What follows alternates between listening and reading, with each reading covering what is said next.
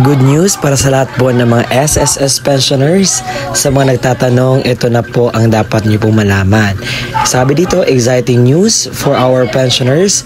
Ang 13-month at December pensions po ay sabay na matatanggap sa December 1 para po sa tumatanggap na pensyon sa first ng buwan or may date of contingency na 1st to 15th day of the month.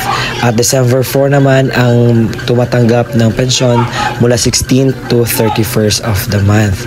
So, i-explain ko po dito lahat po ng mga bagay na dapat po ninyong malaman further sa aking vlog.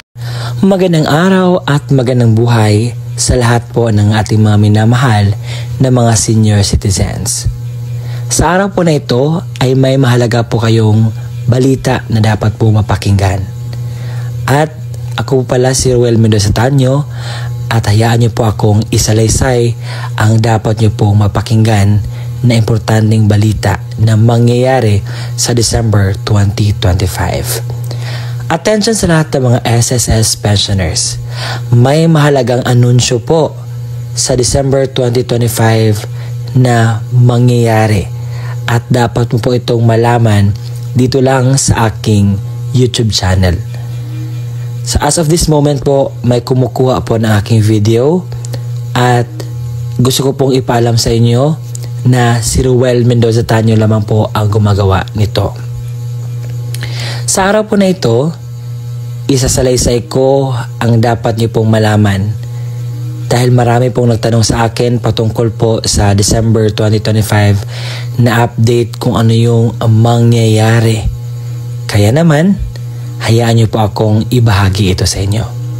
But before tayo mag-usap-usap sa ganyang paraan, pwede po akong makahingi sa inyo na i-subscribe ang aking YouTube channel. At sa pag-subscribe po ninyo, makakaasa kayo na meron pong mabibigay na magandang idulot ang aking po mga vlogs para po sa ating mga minamahal na senior citizens. Dahil ang aking advocacy is to really help our senior citizens na maging aware sila sa mga balita na para po sa kanila or mga payout or ano ba yung dapat nila malaman patungkol po sa kanilang mga benepisyo. At isa na po dito na nakatanggap ako ng napakaraming comment. At dito po tayo mag-focus. And if you're ready, let's go ating pag-usapan. Ano ba ang mahalagang balita na dapat pong malaman ng mga SSS pensioners ngayong December 2025? Magandang araw para sa lahat ng ating minamahal na SSS pensioners. At dahil Christmas is coming, ilang tulog na lang, Pasko na. May good news si SSS sa lahat ng ating minamahal na senior citizen. Ano kaya ito? Good news, maaga ang releasing ng 13-month pay at December pension. Ating alamin ang buong detalye. Unang tanong, kailan ba ito matatanggap ng ating mga senior citizen ang 13-month pay at saka yung December pension nila? Mapaaga nga ba? Alamin natin. Pero bago sa lahat, ano ba ang secular number nito or patunay na mayroong tinatanggap ang ating mga senior citizen na 13-month pay at December pension para sa lahat ng ating mga SSS pensioners? According sa circular number 2022-030, ito po ay tungkol sa release of 13-month pay and December pension sa lahat ng ating mga pensioners sa SSS. So ngayon, ito ay nagpapatunay na may matatanggap po ang lahat ng mga SSS pensioners. Pero ang tanong, kailan nga ba ito nila matatanggap? Ating niyang pag-uusapan. Si SSS ay may basihan kung kailan nila i-release ang kanilang pensyon sa lahat ng mga pensioners. Meron po tayong tinatawag na date of contingency. Baka ikaw ngayon ay nagtatanong, Sir, ano po ba yung ibig sabihin ng date of contingency? Madali lang po yan. Kung kailan ka po ipinanganak, yun po ang date of contingency. Pero may tinatawag din si SSS na first batch and second batch. Kung ang birthday mo or birthday ng pensioners ay mula 1 hanggang 15th day of the month, so sila po ay napabilang sa first batch. Pero kung ang pensioner ay ang kanilang date na kanilang birthday ay mula sa 16 to 31, sila po ay belong sa batch 2. Pero ngayon, tingnan natin at alamin natin kung kailan nga ba ang releasing ng 13-month pay at December pension. Alamin natin ang rules ng crediting. Ibig sabihin ng crediting kung kailan po ihuhulog ang inyong matatanggap na mga benefits mula sa SSS. Basahin natin ito. If the credit date falls on a Saturday, Sunday, or holiday, or the 13th-month and December pension shall be credited on the last working day before Saturday, Sunday, or holiday. Ngayon, tingnan natin ang kalendaryo ng December. Baka atin itong makita kung anong kinakailangan nating tingnan. Babasahin natin ito kung kailan po ninyo matatanggap ang inyong pong pension plus yung 13-month pay. Base dito po sa data na may nakalagay date of contingency, kung ikaw ay belong sa first batch, which is 1st to 15th day of the month, makukuha niyo po ang inyong pong pension at 13-month pay sa first day of December, sa unang araw po ng December. At saka kung ikaw naman ay second batch na may date of contingency na 16 to the last day of the month, makukuha niyo po ang inyong pong pension sa 4th day of December. May nakuha tayong katanungan. Sabi dito, Sir, magandang araw po. Ako po ay isang member sa SSS. Ngayon, ang tanong ko po ay nag-retire ako noong September 10. Yung retirement in advance ko po na 18 months. So, kinuha po niya in advance yung kanyang mga pensyon. Nagtaka po ako hanggang ngayon, wala pang ganyan ba ang SSS? Ngayon November na lang hanggang ngayon, 2 months na kasi po ako, Christian Valerio Specified po, Taga-Agusan del Norte. Kung nilamsam mo po ang inyo pong pension, so makakuha ka pa po ng pension after 18 months po kung kinuha mo po lahat-lahat po ang inyo pong pension. But kung ikaw ay nagtatanong, Sir, qualified pa ako na makatanggap ng pension o bonus sa December? So, meron tayong sagot dyan. Ang date of crediting po ng 13-month pension sa mga pensioners na kinuha or nag-availed ng 18-month pension para po sa initial benefit shall be makukuha po ang inyong bonus sa araw po ng December 4. Meron pa dito, Sir Well, kailan matanggap ang 13-month na survivor? Baka schedule sa second batch ang pensyon. Kung ang date of contingency mo po ay 1st to 15th of the month, is unang araw po ng December makukuha po ang inyo pong 13 month. But if you are belong to second batch na may date of contingency na 16 to 31st of the month, makukuha po ninyo ang inyo pong 13 month sa December 4, 2025. May dagdag information po dito. Sabi niya, based on my information, only SSS pensioners the 80 years old can apply the ACOP when I refer these benefits. Salamat po. Opo, yung pong 80 years old and above, but be careful po kasi sometimes si SSS ay magno-notify kahit na hindi ka 80 years old, kinakailangan mo po mag-comply. May tanong pa tayo dito. Matanong ko lang po, kailan ba ni-release ang bonus? Marirelease po ang bonus sa unang araw po ang mga first batch at ang mga second batch po ay sa December 4, 2025. Let me clear this one. Sa December 1 po, ang makakuha lamang po ang inyong first batch na may date of contingency na 1st to 15th day of the month. Sa second batch naman po ay sa December 4 po makukuha. But kung mayroon pong delays dahil mayroon pong minsan na talagang matagal po makredit sa inyo pong mga ATM cards, sa kadahilan po na ang inyo pong mga ATM ay matagal ihulog po ang inyo pong pension at ang inyo pong tawag dito ang inyo pong bonus, no? Expect po tayo na may delay.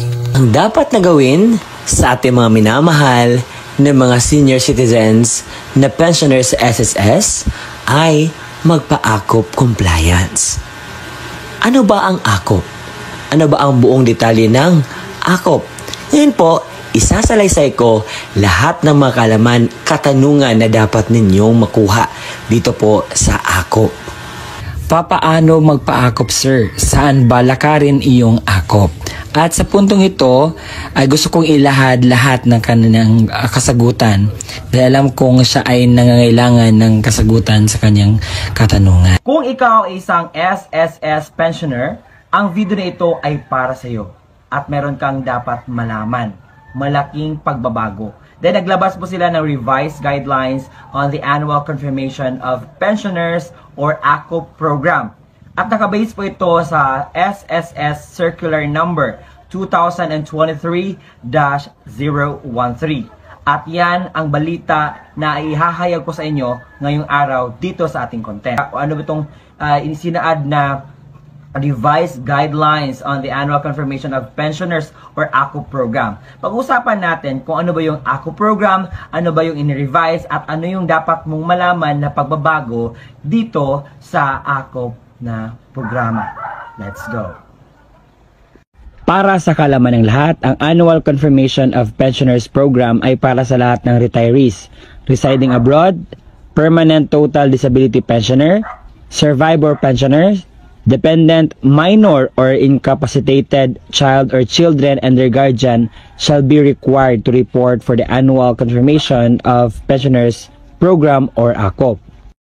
Ano nga ba ang ibig sabihin ng AKOP? So ito ay para sa lahat ng mga pensioners na kinakailangan nilang mag-report sa SSS para update at ma-ensure na mapanatili at mapatuloy ang kanilang monthly pensions. And subject to their continuing eligibility to the said benefit in accordance sa RA 11100 or Social Security Act of 2018. So kinakailangan gawin nito ng mga pensioner nung nasabi ko kanina. Sino-sino nga ba ang required na mag-report for their AKOP? So unang-una ang mga retirement pensioners residing abroad. Pangalawa, yung total disability pensioners. Pangatlo is yung death or survivor pensioner. And pang-apat is dependent child or children under guardianship. And panglima is retirement pensioner residing in the Philippines who are 80 years old and above. And actually, ito yung isa sa mga ni-revise kasi noon kapag 80 years old ka, exempted ka. Ito ay binalik ngayon ni SSS na starting this March 2024, lahat ng mga 80 years old and above na nakatira dito sa Pilipinas na SSS pensioner, kinakailangan na po mag-file ng annual confirmation of pensioners. Pero sa mga below 80 dyan, na may some notification si SSS na pwede kayong paanuhin ng AKOP. So, in a certain circumstances lang po yan, pero hindi siya required. Kasi nagbe-verify yan sa SSS kapag need ka mag-report for AKOP and need ka mag-report sa SSS at mag-notify siya sa inyo, then you need to do it. So, kailan ba dapat mag-report kay SSS for AKOP? So, every month of birth of the member, retirement of total disability pensioner, deceased member, for death and survivor pensioner, member or deceased member for dependent children under guardianship. Yan po yung impormasyon. So, every month birth sa member na nakasaad dito sa so huwag niyong kalimutan na nakasaad na dito yung dapat nating malaman o kung kailan ba tayo magre-report sa SSS for AKOP. Baka kayo nagtatanong, Sir, pwede po ba kaming mag-advance ng pag-comply para sa AKOP? Yes po, allowed po na mag-comply sa AKOP ng mang-aga 2 months before ang birth month po. Yan po ay nakasaad sa bagong revised na guidelines sa SSS. Paano ba mag-report for AKOP sa SSS? Pwede mag-report with personal appearance and pwede din mag-report without personal appearance. So, medyo hindi siya clear, no? So, let me elaborate this. Okay. Pwede ka pong mag-report through personal appearance. So, ano pong ibig sabihin yan? So, pwede kang pumunta sa pinakamalapit na SSS branch sa inyo and ang tawag po doon is over the counter. Yan po ang unang pwede nating gawin. So, kung hindi ka makapagpunta doon sa mismong area ng SSS branch, pwede po tayo mag-video conferencing. But, sa sinabi ng isang personnel ng SSS, meron po silang pilot testing or ibig sabihin, hindi pa lahat ng branches ay pwede nito but limited pa po yung mga pwedeng video conferencing kasi naka-pilot testing pa nga. And pwede ding without personal appearance. So ang without personal appearance, so hindi kinakailangan yung presensya mo. So pwedeng mail, kaya may makikita kang mailbox sa sa SSS branch, yan, pwedeng ilagay mo lang doon. And also, pwedeng electronic mail, so kagaya ng email, so Gmail, pwede din yun. Pwede kang mag-send ng concerns or pwede mong isubmit ang report mo for AKOP sa SSS through email. And also, pwede din yung guardian.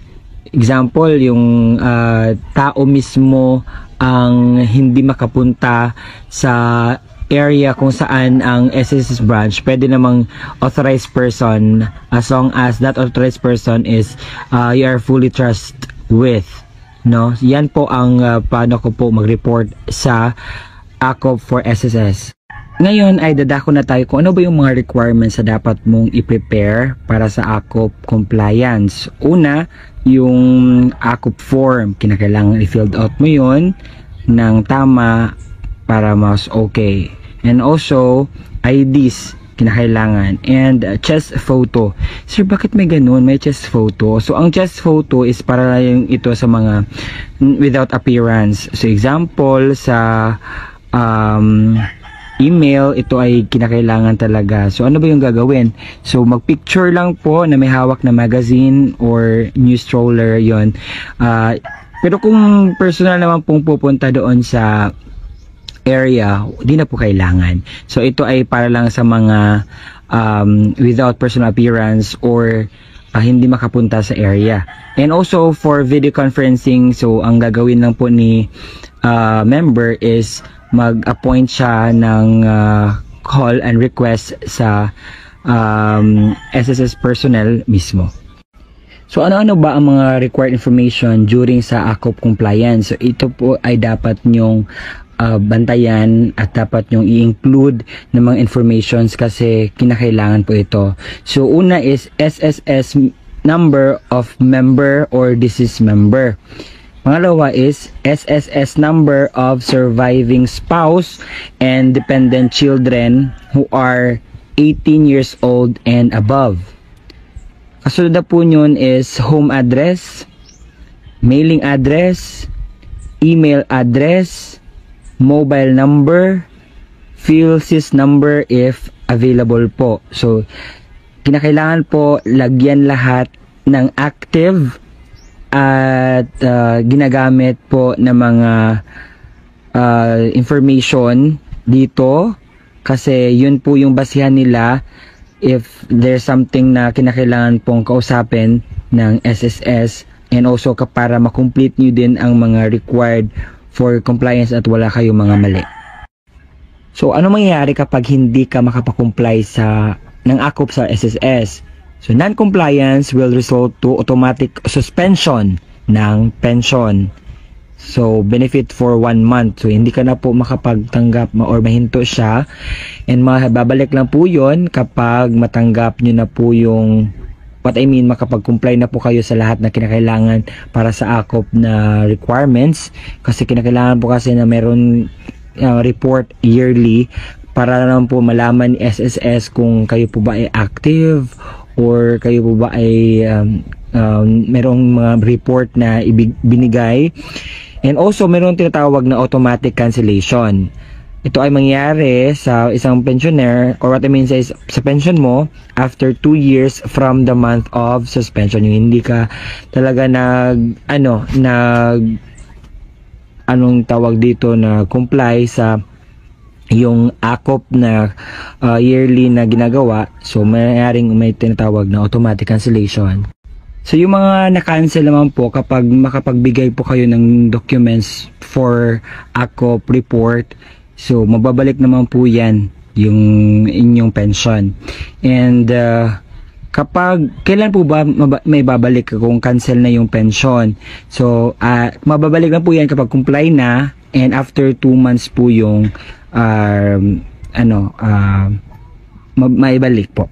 So, baka may mga nasa States or nasa abroad ngayon na mga pensioner. So, paano ba sila mag-process ng kanilang AKOP? So, pwede nyo pong i-process ang inyong AKOP through email po, kagaya na sinabi ko kanina sa video. So, yun lang po yung process or yung mga documents na needed po ninyong ipasa, i-submit sa email po. And, yun, pwede po kayo maka-comply ng AKOP through email. Siguro klaro na po lahat ng mga balita na dapat nyo pong malaman patungkol po sa December 2025 na mga anunsyo para sa ating mga minamahal na mga senior citizens. And if you have some question po, kung meron pa kang meron ka pang mga gustong ipapasagot, I am much willing po. Just comment down below at let's help one another to really know what's the details and information that we should know. Si Roel Mendoza Tanyo po ito, at salamat po sa panonood. Don't forget to subscribe. Bye-bye!